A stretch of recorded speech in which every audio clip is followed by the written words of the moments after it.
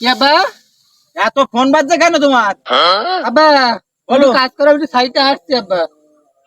ID কি করতে যাবা? আব্বা একটু ইমার্জেন্সি কাজ আছে, আমি হাঁটছি।